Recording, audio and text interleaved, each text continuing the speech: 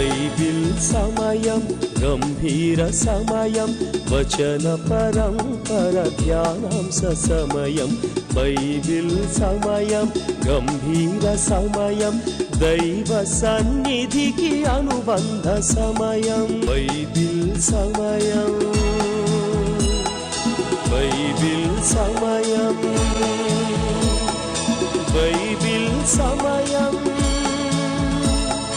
Bible సమయం. ఇది యాత్ర కానాను యాత్ర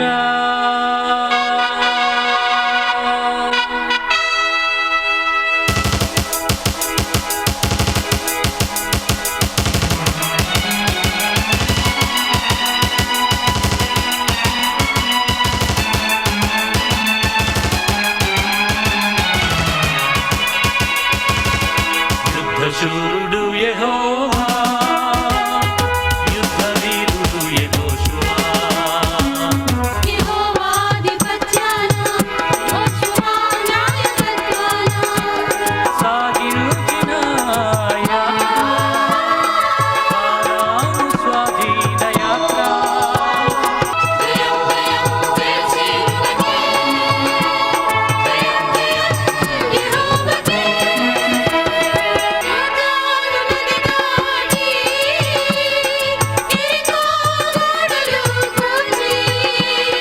సూర్యుణ్ణి ఆపి చంద్రుణ్ణి నిలిపి సూర్యుణ్ణి ఆపి చంద్రుణ్ణి నిలిపి శత్రు సంహారం చేసి అడుగిడిన ప్రతి స్థలం స్వాస్థ్యముగా పొంది అడుగిడిన ప్రతి స్థలం స్వాస్థ్యముగా పొంది జయము సాధించిన విశ్వాసయాత్ర విశ్వాసయాత్ర విశ్వాసయాత్ర.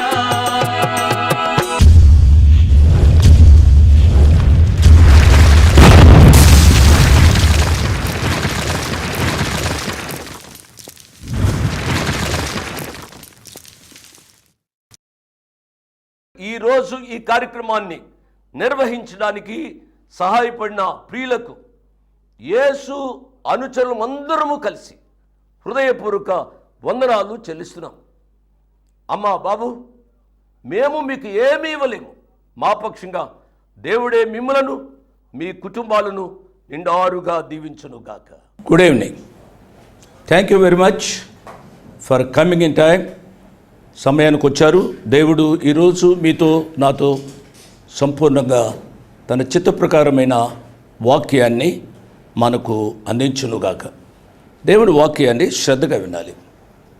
ప్రియులరా, ఆయా సమయాల్లో కొన్ని వార్తలు వింటున్నప్పుడు హృదయము జలధరిస్తుంది.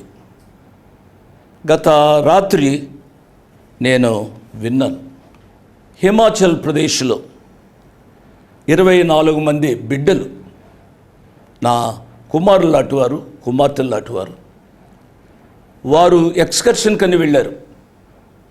వారు టూర్కు వెళ్ళారు, ఎడ్యుకేషనల్ టూర్. ఎంతో సహృద్భావంతో వారు వెళ్ళారు. అందులో 24 మంది మరలా తిరిగి రాకుండా వారు ఆ లోకంలో కలిసిపోయారు.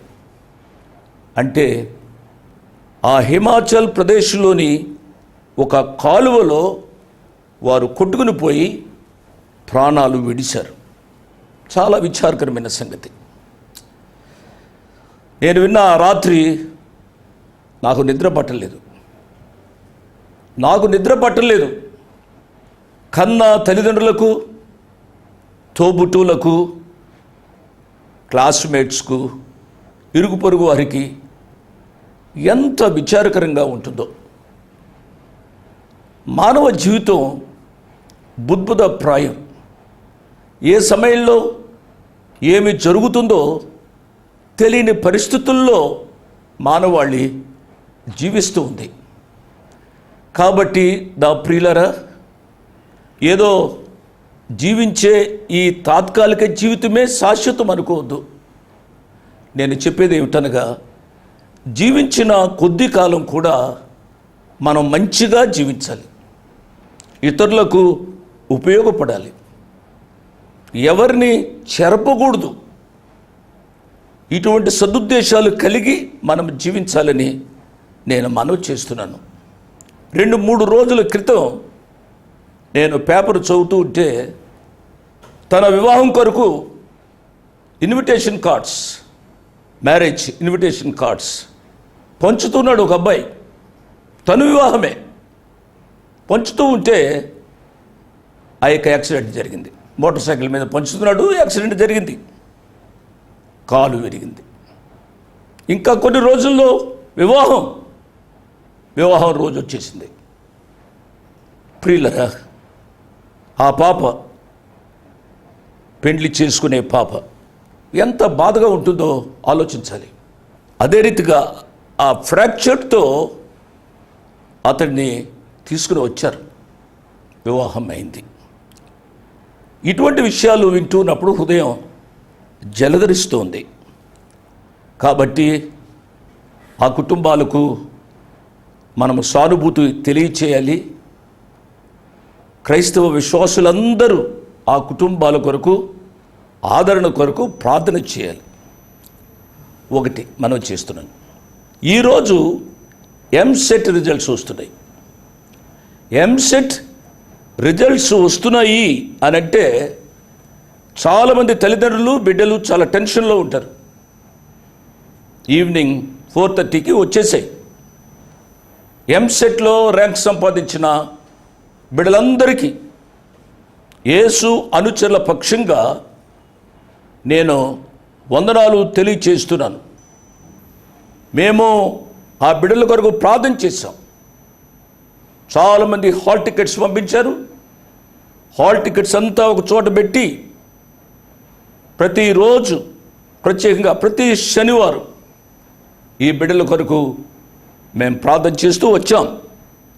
దేవుడు వారికి దయచేసిన రిజల్ట్స్ను బట్టి ఆ దేవాతి దేవునికి వందనాలు, స్తోత్రాలు.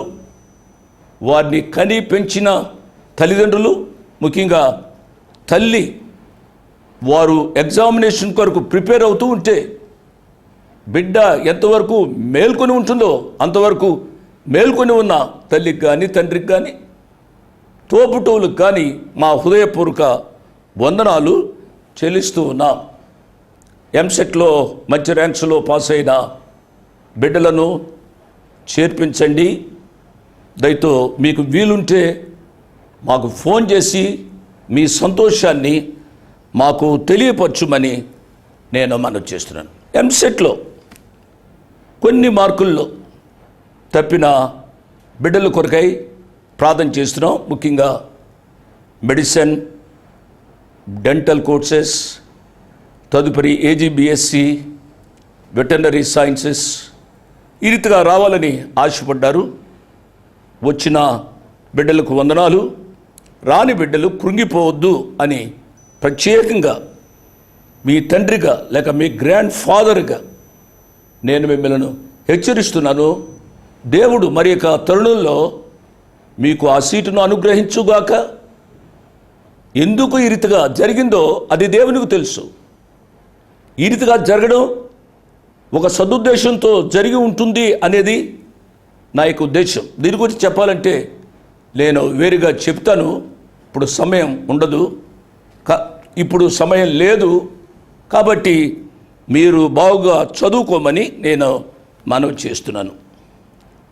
ఇక దానియేలు గ్రంథంలో గత దినాల్లో క్విజ్ ఇచ్చాం.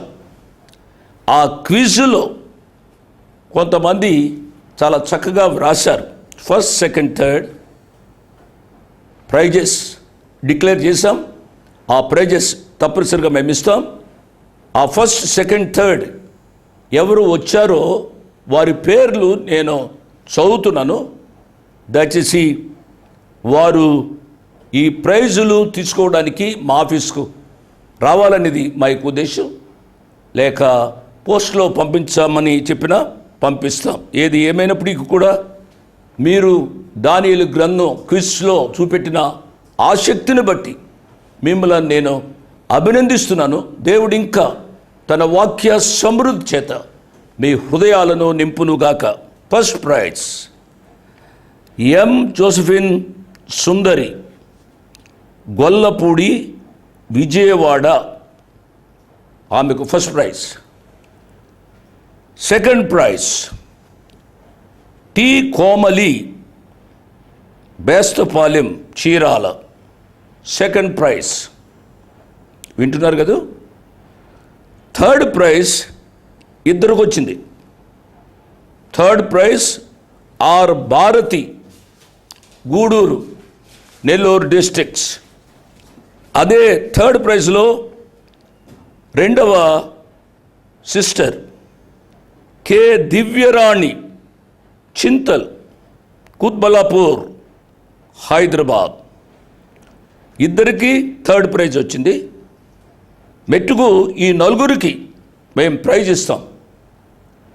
ఆ ప్రైజు మీరు వచ్చి తీసుకోవాలనేది మా యొక్క ఉద్దేశం. సిస్టర్ జోసెఫిన్ సుందరి, మీరు వస్తే మాకు తెలియపరచండి, లేదు అనంటే పోస్ట్లో పంపించమంటే పంపిస్తాము, లేక ఆ ప్రైజును ఏ రీతికైనా మీకు అందిస్తాము. టి కోమలి, చీరాల, అమ్మ, బేస్తపాలెం, మీకు కూడా ఏ రీతిగా ఈ ప్రైజు అందించాలో దయతో తెలియపరచండి. మీరు వస్తే ఇంకా మాకు సంతోషం. అదే రీతిగా R Bharathi, Gudur, Nellore districts, Nellore district. 4 K Divyarani, Chintal, ఆమె వచ్చి తీసుకోవచ్చు. దేవుడు మిమ్మల్ని నిండారుగా దీవించునుగాక. నెక్స్ట్ గ్రంథం కొరకై మీరు వేచి ఉండండి. మేము అనౌన్స్ చేస్తాం. దానిని బాగా చదువుకోండి. తద్వారా దేవునికి వాక్యాన్ని మనమందరము కలిసి నేర్చుకున్నాం. దేవుడు మనను తన వాక్య సమృద్ధి చేత నింపునుగాక. ఈరోజు యెహోషువ గ్రంథం 10వ అధ్యాయాన్ని మనం ముగించుకోవాలి. 11వ అధ్యాయంలోనికి వెళ్ళాలి. ప్రార్థన చేసుకుందాం. ప్రేమ కలిగిన మా ప్రియ పరలోకపు తండ్రి, వందనాలు, స్తోత్రాలు నాయన ఎడ్యుకేషనల్ టూర్ కొరకు నాయన హిమాచల్ ప్రదేశ్ వెళ్ళిన ఇంజనీరింగ్ కాలేజ్ కొరకై మేము ప్రార్థన చేస్తున్నాం. నాయన ఎంతో ఆశతో మా బిడ్డలు వెళ్ళారు. తల్లిదండ్రులు, తోబుట్టువులు ఎంతో ప్రేమతో పంపించి ఉండి ఉంటారు. నాయన ఘోర ప్రమాదం, ఊహించని ప్రమాదం మా బిడ్డలకు జరిగింది. ప్రభువా, ఆ కుటుంబాలను దయతో ఆదరించండి. ప్రభు, ఆదరించండి నాయన. మీరే ఓదార్చాలి, మీరే ఆదరించాలి. ఏ మనుష్యుడు ఆదరించలేరు, ఓదార్చలేరు. మీ సహాయం కొరకు వేడుకుంటూ ఆ కుటుంబాలను మీ చేతులకు అప్పగిస్తున్నాం. ప్రభువా, సహాయపడండి స్వామి. ఎంసెట్లో ర్యాంక్స్ వచ్చిన బిడ్డలందరూ కొరకై వందనాలు, స్తోత్రాలు. ర్యాంక్స్ ఆశించి కొద్దిలో తప్పిన బిడ్డల కొరకై ప్రార్థన చేస్తున్నాం నాయన. వారు నిరుత్సాహపడక ఎటువంటి ఎక్స్ట్రీమ్ స్టెప్ వారి జీవితాలలో తీసుకునకుండా నాయన పాజిటివ్గా వారు ఆలోచిస్తూ నెక్స్ట్ ఛాన్స్ కొరకై మా బిడ్డలను సిద్ధపరచుమని అడుగుతున్నాం. ప్రభువా, క్విజ్లో నాయన first prize, second praise, third prize వచ్చిన బిడ్డల కొరకై వందనాలు, స్తోత్రాలు. నాయన వారు ఇంకా మీ వాక్యంలో నాయన అభివృద్ధి పొందడానికి, వారే కాదు మా తెలుగు ప్రజలు వాక్యంలో అభివృద్ధి పొందడానికి సహాయపడండి. ఘనత, మహిమ, ప్రభావాలు మీ కుమారుడు ద్వారా మీరే పొందండి. అట్టి మీ కుమారుడు మా రక్షకుడు యేసు ప్రభువారి యొక్క అతి శ్రేష్టమైన నామమున స్తుతించి ఘనపరిచి వేడుకుంటున్నాము తండ్రి. ఆమెన్, ఆమెన్ అని చెప్పిన మీ అందరికీ నా ప్రత్యేక ధన్యవాదాలు. ముఖ్యంగా హిమాచల్ ప్రదేశ్లో ఈ ఘోర ప్రమాదానికి గురి అయిన కుటుంబాల కొరకు మనమందరము ప్రార్థన చేద్దాం. ఇక దేవుని యొక్క వాక్య ధ్యానంలోనికి వస్తున్నాను. యెహోషువ గ్రంథం 10వ అధ్యాయము 24-25 వచనాలు చదువుతున్నాను.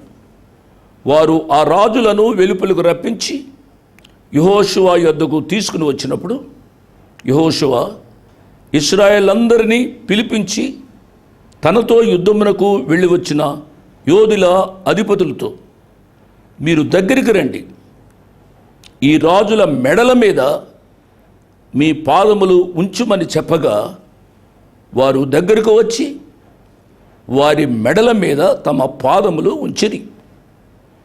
అప్పుడు యెహోషువ వారితో, మీరు భయపడుకుడి, జడియకుడి, దృఢత్వము వహించి ధైర్యముగా ఉండుడి. మీరు ఎవరితో యుద్ధము చేయుదురో ఆ శత్రులకందరికీ యెహోవా వీరికి చేసినట్టు చేయును అనేను. నా ప్రియులరా, గత పాఠంలో కూడా ఈ విషయాలు నేను చెప్పాను. వారి మెడల మీద ఈ యొక్క ఇశ్రాయేలు ప్రజలు వారు కాళ్ళు ఉంచారు. ఎంత అవమానకరమైన సంగతి!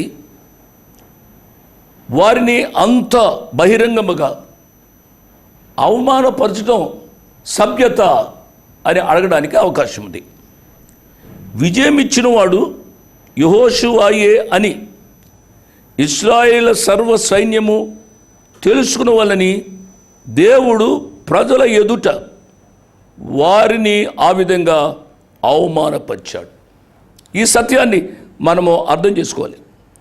మన కొరకు ప్రభు అయిన యేసయ్య కల్వరి యొద్ద పోరాడి మనకు జయాన్ని ఇచ్చాడు. మన యొక్క జీవితాల్లో కూడా ఎల్లప్పుడూ మనం పొందే ఆ విజయాల్లో ఆ ప్రభు వారిని స్తుతించి ఆరాధించాలి. యెహోవా దేవుడు ఇశ్రాయేలు పక్షముగా పోరాడి గెలుచుట అనే దానిని ఆయన రుజువుపరిచాడు. మీ శత్రులందరికీ యెహోవా వీరికి చేసినట్టు చేయును అని నేను ఇప్పుడే చదివాను కదూ. అవును, మన యొక్క జీవితాలలో ప్రభువు చేసే అద్భుత కార్యాలు ఏదో తాత్కాలికంగా ఈనాడు జరిగేవి కావు. మన జీవితాలలో వచ్చే సమస్యల్లో కూడా మన ప్రభు మనతో ఉంటారు అనే విషయాన్ని నేను జ్ఞాపకం చేస్తూ ఉన్నాను. 26వ వచనాన్ని చదువుతున్నాను. తరువాత యెహోషువ వారిని కొట్టి చంపి 5 చెట్ల మీద వారిని ఉరితీశాను. వారి శవములు సాయంకాలం వరకు ఆ చెట్ల మీద వేలాడుచుండెను. ప్రొద్దు గ్రుంకు సమయమున యెహోషువ సెలవీయగా జనులు చెట్ల మీద నుండి వారిని దించి వారు దాగిన ఒక గుహలోనే ఆ శవములను పడవేసి ఆ గృహ ద్వారమున గొప్ప రాళ్లను వేసిరి. ఆ రాళ్ళు నేటి వరకు ఉన్నవి. యెహోషువ ఆజ్ఞ చేత ఆ రాజులందరూ బయటకు రప్పించబడ్డారు.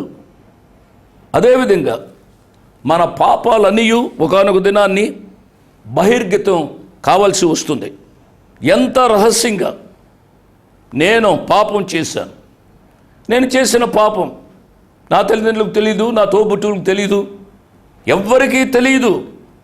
కొద్ది కాలం ఎవరికి తెలియకుండా నీవు మేనేజ్ చేస్తే మేనేజ్ చేయవచ్చు. కానీ ఒకానొక దినాన్ని నువ్వు చేస్తున్న పాపం బహిర్గతమవుతుంది అనే సత్యాన్ని అర్థం చేసుకునే వాళ్ళని ప్రభు పేరట నేను జ్ఞాపకం చేస్తున్నాను. భూలోకంలో మనము జరిగించు ప్రతి కార్యము పరలోకంలో నమోదు చేయబడుతుంది. వింటున్నారా? భూలోకంలో మనము జరిగించు ప్రతి కార్యం పరలోకంలో నమోదు చేయబడుతుంది. ఈ సత్యాన్ని ఎన్నడూ మరువవద్దు. ఇంకొక పాఠం, యెహోషువ నాయకుడైన తన క్రింద ఉన్న ప్రధానులతో కూడా ఎంతో ఐకమత్యముతో పని చేస్తున్నాడు. That is the quality of the leadership. నాయకత్వంలో ఈ గొప్ప లక్షణాన్ని నాయకుడు కలిగి ఉండాలి. అదేవిధంగా మన కుటుంబాలలో కూడా ఇటువంటి నాయకత్వం ఉండాలి. తల్లిదండ్రులకు, సంఘంలో కూడా ఇటువంటి నాయకత్వం కలిగి ఉండాలి. సంఘ కాపరులు, సంఘ పెద్దలకు. అప్పుడే కుటుంబం కానీ సంఘం కానీ ఐక్యతతో పనిచేస్తుంది అనే విషయాన్ని నేను జ్ఞాపకం చేస్తున్నాను. 28వ వచనం నుంచి 41వ వచనం వరకు దయచేసి మీరు తీరిగ్గా చదవండి. ఇది చదివితే అదే విషయాలు రాయబడ్డాయి. నా ప్రియులరా, ఈ 5 రాజ్యాలను జయించటంలో ఇశ్రాయేలీలు వివిధ రకములైన అనుభవాలు పొందారు. కొంతమంది సులభంగా లొంగిపోయారు, కొంతమందిని జయించవలసి వచ్చింది. కాబట్టి నా ప్రియులరా, మనం నేర్చుకోవాల్సిన పాఠం ఏమిటి అనగా, మన జీవితాల్లో కూడా కొన్ని పర్యాయాలు మనము రక్షణానుభవంలో నుంచి దూరంగా వెళ్ళవలసి వస్తుంది. అంటే కొంతమంది బిడ్డలు నా దగ్గరకు వచ్చి చెప్తూ ఉంటారు, అంకుల్ నేను రక్షింపబడ్డాను, నా యొక్క ఆధ్యాత్మిక జీవితంలో నేను బాగానే సాగిపోతున్నాను, కానీ నా మనస్సాక్షి నన్ను వేధిస్తుంది. దేనికి వేధిస్తుంది? యథార్థంగా మాట్లాడతాడు ఆ అబ్బాయి, యథార్థంగా మాట్లాడుతుంది ఆ పాప. ఎందుకు వేధిస్తుంది? ఎందుకు వేధిస్తుంది అనగా, నేను పైకి బాగానే ఉన్నాను, కానీ నా తలంపులు నన్ను పాడు చేస్తూ ఉన్నాయి. ఆ తలంపులను నేను అదుపులో పెట్టలేకపోతున్నాను. ఇటువంటి గొడ్డు సమస్యలు మా యొక్క జీవితాల్లో వచ్చినప్పుడు పరిశుద్ధాత్మ దేవుని యొక్క సహాయం ప్రతి క్షణము కోరుకోవాలని నేను జ్ఞాపకం చేస్తూ ఉన్నాను. 42, 43 వచనాలు.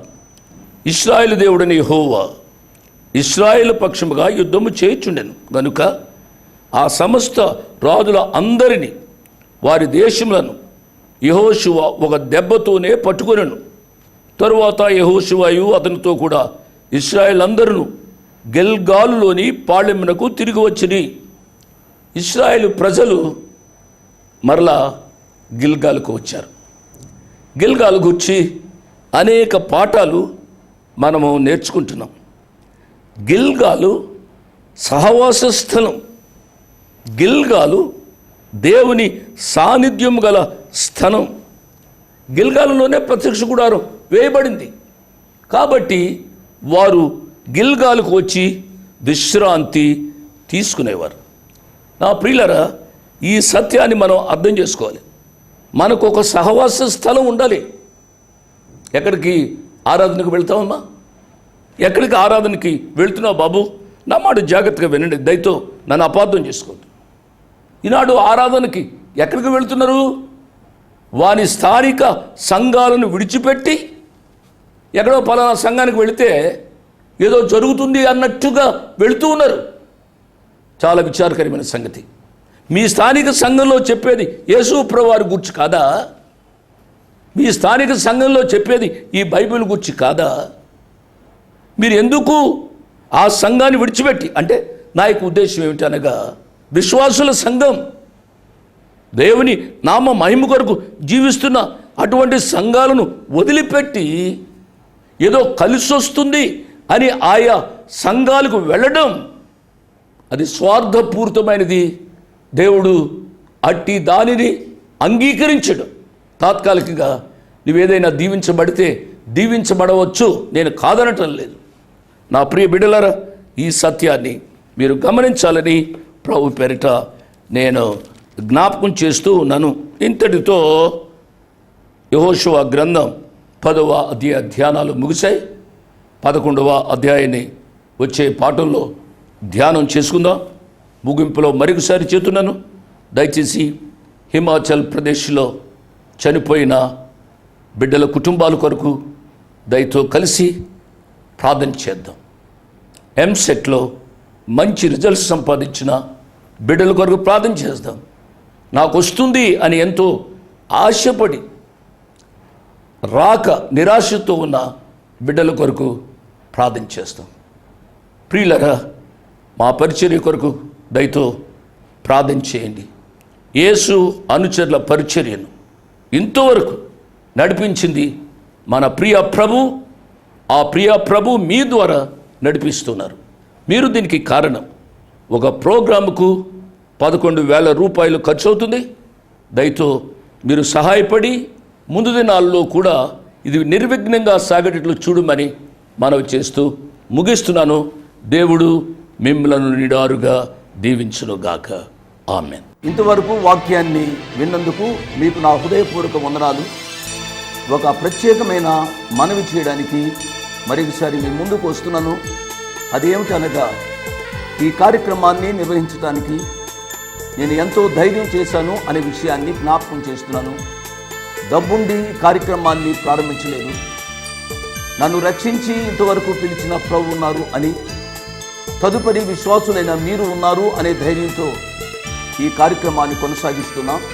కాబట్టి ఈ కార్యక్రమానికి అయ్యే ఖర్చులో కొంత భాగమైన మీరు భరించాలని మనవి చేస్తున్నాను. ఒకరోజు కార్యక్రమానికి ఎంత ఖర్చు అవుతుందో ఆ విషయాలు మీరు తెలుసుకోవాలంటే దయతో నాకు ఫోన్ చేసి కానీ ఆఫీసుకు ఉత్తరం రాసి కానీ తెలుసుకుని సహాయపడమని ఒక తండ్రిగా, దైవదాసునిగా, అంకులుగా మీకు మనవి చేస్తున్నాను. My address 1-1-214/2, flat number 505506. 1-1-214/2, flat number 505506. Prithvi Apartments Extension, Vivek Nagar, Chikkarpalli, Hyderabad 20. దేవుడు మిమ్మల్ని నిండారుగా దీవించునుగాక. ఆమేన్.